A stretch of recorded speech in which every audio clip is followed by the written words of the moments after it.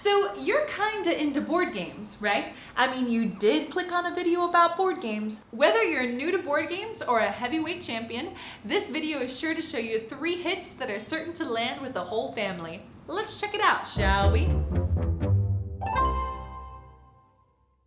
Hey everybody, what is up? My name is Mackenzie. And I'm Jonathan. We are husband and wife, and together we are Paradise Games. And today we're going to be talking to you about 3 great games for the family. Starting off with your favorite mustached real estate mogul, Monopoly. Just kidding. Let's dig a little deeper, shall we?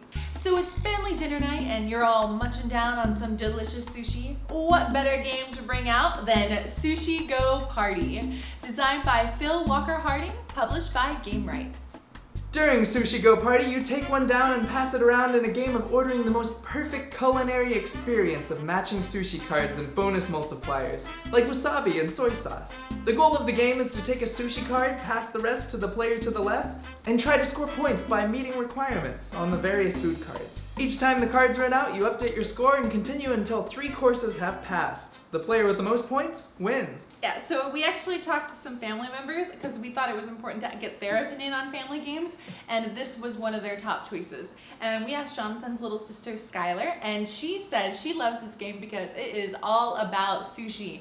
Food. What a fun thing to bring to the table. Another thing that we liked about the game was we liked that it was fast-paced. We liked that you wouldn't have to wait too long because there was always this pressure that you had to pass them to the left, and the cards were always moving, which really didn't give anyone a whole lot of time to pick. But what was nice about that was the actions were simple. The cards were nice and easy to read. There's not a whole lot of text. So a great thing about Sushi Go Party is that there are so many choices for the food that you include in your menu. So every game you get a select number of those, the appetizers, the entrees, the desserts, and you put them in this menu that you use for that game and those rounds. And what's nice about that is that they have different levels of complexity. So you can start with the really easy, simple menus in the book, and then you can start adding in the more complex sushi elements as your family starts to get it. When we asked my mom, she said that she only wanted to play games that took 30 minutes or less. Well, this one clocks in at about 20 minutes.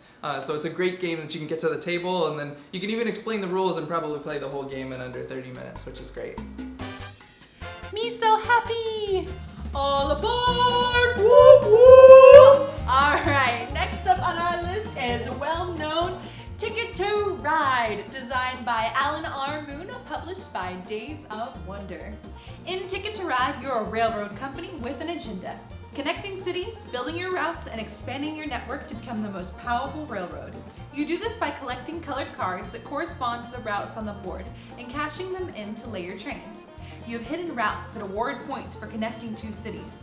Player with the most points wins. Ticket to Ride, one of my favorite games for a long time. Ticket to Ride is probably one of the most well-known gateway games, which a gateway game is both light and approachable, but it also gives you the ability to scale up your strategy, and before you know it, you're going to be playing some of the most complicated board games out there. So this is really a great gateway game to get you into gaming, and it still holds a lot of its value after with a lot of the strategy that you can do.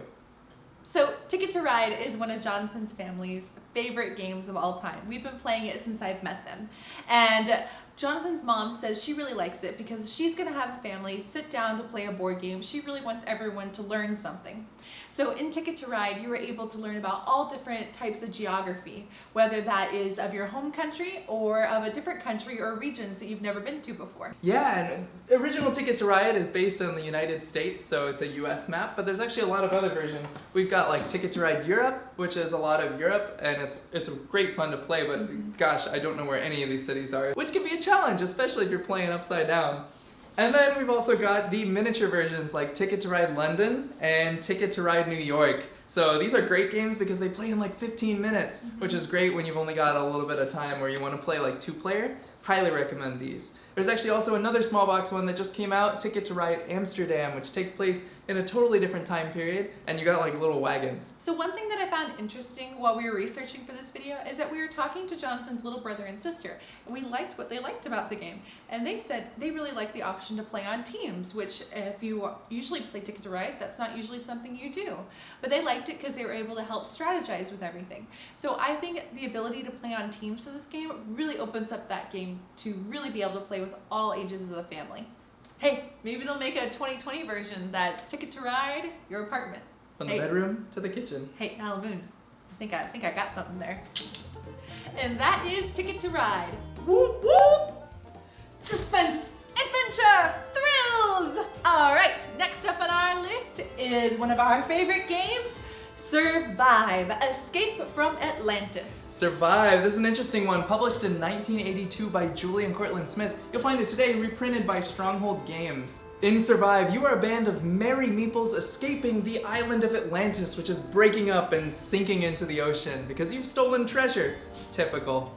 This is a cutthroat game of hidden information where you've got these meeples with little numbers on the bottom. That's how much treasure you've taken from the island. And once you place those, you won't get to look at those numbers again, so you better remember which meeple is which, because the goal of this game is to get the most points off the island and onto safety of the outer shores. In this game, you will swim, you will row, but the whole point is to get off the island and avoid these sharks, whales, and sea serpents that will flip you and eat your guts. So I think this game in particular is my favorite game to introduce to the family. Every time that we get together with people that aren't usually used to playing board games, they're like, I don't really know, and I'm like, I got the perfect game. It's called Survive, and you're gonna love it. And they always really love it, and they always want to get out and try new games. Right, so every turn you are part of the destruction of the island. You're sinking the sand, and then the forest, and then the mountains. And as the island sinks, you're picking up those cards, and something may happen. There may be a boat, there may be a shark. You may get a chance later to ride a dolphin to safety. But when you get to that mountain phase, you never know when you're gonna flip that volcano and it's game over. Yeah, and so I really love games that end with a no! So if you also like a game ending in a no, then I would definitely check out Survive. Now, Survive is a 4-player game, but it has the ability to be 5 to 6 players, right? Yeah, so there's an expansion that makes it 5 to 6 player. It's also really great because it adds giant sea serpents and dolphins and all this other really cool stuff. So if you need it for more than 4, I highly recommend the expansion. Also introduces the orange meeple, which is my favorite color there. Volcano! Ah! All right, everyone, and that is 3 great games for the family. If you like what you saw, please like and subscribe. We'd love to have you. And make sure to leave a comment if you have any family games that you would like us to try. We'd love to check them out. Also, make sure to stay tuned for our next video where we will be reviewing Small World of Warcraft. And I know this is one you're particularly excited about, right? Childhood! My childhood! All right, see you later, everyone.